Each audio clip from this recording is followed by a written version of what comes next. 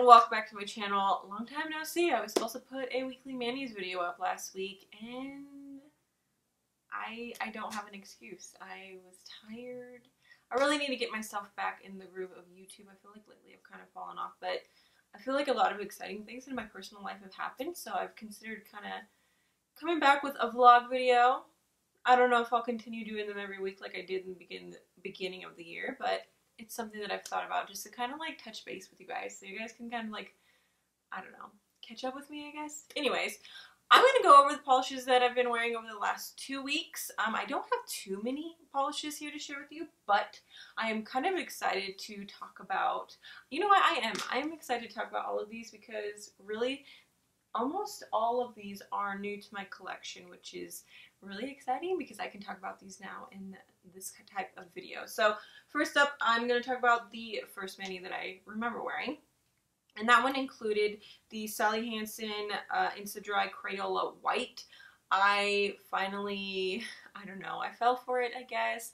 I was adamant last year that I wasn't going to pick up any of the polishes from that first Crayola Sally Hansen launch. But when I went to go pick up the pastel polishes from Sally Hansen, this was on the display, and I don't know, I just couldn't pass it up. And I gotta say, I'm not disappointed at all. This was actually a really good white. Probably, I want to say, I'm trying to think, I want to say probably the best white that I've ever used, because this one was like almost fully opaque in one coat. I did go ahead and do two because I wasn't going to like sponge over it or anything, and the stamping that I decided to use wasn't going to cover the nail too much, so I did do two coats of this. And then for the stamping, I did use Hit the Bottle's Calypso Gold. Such a fantastic stamping polish. I've enjoyed every single Hit the Bottle stamping polish that I've used. I think I only have 3 of their polishes, but I got to say, all of the ones that I have, I'm really enjoying. And the stamping plate that I use is Lina Make Your Mark 03, and I just used this kind of like grungy image. I really liked the way that this looked, because while this was kind of one of those more abstract type of images, I felt that it looked really kind of classy with the white base and the gold stamping. I don't know, I like that combination a lot. The next polish that I used is OPI Steely Chemistry. I picked this up when I placed my order for the OPI Pop Culture collection, which I did do a review on if you're interested.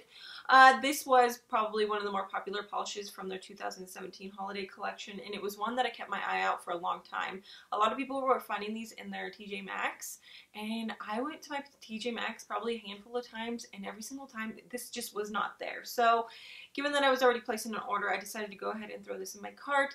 I really felt a little bit disappointed. I gotta say, I felt a little bit disappointed. I was expecting more, and I think that truly I just think the hype got to me, and it just really didn't live up to that. But it was a good polish. You could really see that shimmer on the nail, which is sometimes hard to see when it comes to mainstream brands. They typically have too opaque of a base color, so the shimmer's kind of covered up. I'm rambling at this point, but I did think that this was really good. I mean, it was pretty, and it was opaque for me in 2 coats. The next one was the one that's a little bit controversial, and that is OPI's Popstar. This was one of the standout shades from their pop culture collection that I just reviewed, as I just said.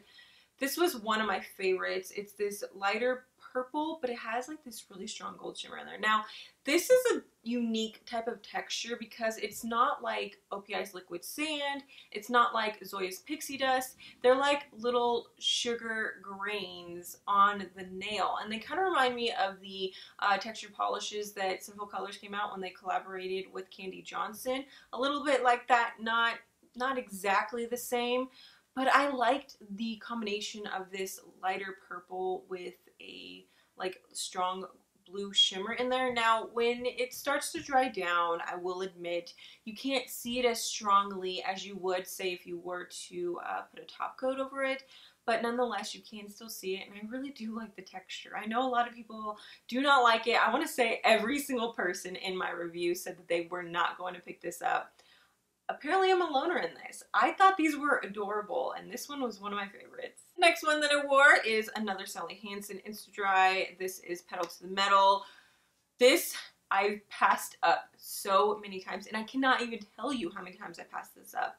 At the beginning of the year, I was very strict on myself. I would tell myself, Jodi, you don't need any new polishes, and to be honest, I don't.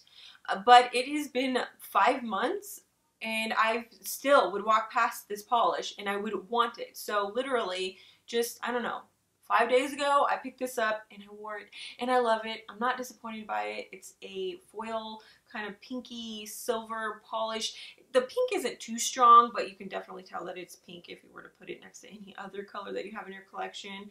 I don't know. It's easy to win me over with foil polishes, and this does have a good formula, which is pretty standard for foil polishes. I got it opaque in 2 coats. And the last one is Orly's Rage, another newbie to my collection. I gotta say, I did so good for the first 3 months of the year. And then April hit, and I don't know. Like, I just really want to enjoy polish, and I don't want to feel so strict. I haven't gone over $300. I'm sure about that, but I wouldn't be surprised if I'm at $150 at this point, which, man, I was doing so good, and then just, bam! I don't know. I just fell in. But anyways. Rage is a very popular polish. It's like a cult favorite. It's this rose gold foil polish. Fantastic formula. Orly's brushes are my favorite, so the application was super, super easy, even though foils are easy to apply anyways. I got this one opaque in 2 coats. Do I think that this is worth the hype? I'm gonna say yes. I do think it's worth the hype. Yeah, I think it's worth the hype. And the last thing that I want to talk about is a top coat. This is Julie G's Jet Set Quick Dry Top Coat. I don't live near a Rite Aid, so last year when I was out of town, I popped into one and I picked this one up on a whim. I hadn't heard anybody talk about it at the time, so I was pleasantly surprised when I used it, and it worked fantastic. I love this stuff. I love it.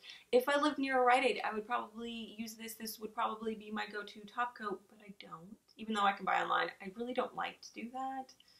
I don't know what it is. I like the experience of walking into a store and buying things. It's problems, really. But this dries very fast. It is dry shiny. I love everything about it. I love the bottle. I love the stem brush combination. It's just overall a really good top coat, and it's inexpensive. That is what I've been wearing lately. As I was going through these and sharing them with you, I realized I was wearing or really into metallics, and I haven't been in some time. So I'm not quite sure what kicked that off. But I'm very happy with all the metallics that I wore. So I hope you guys enjoyed this video, and I will see you in my next one. Bye!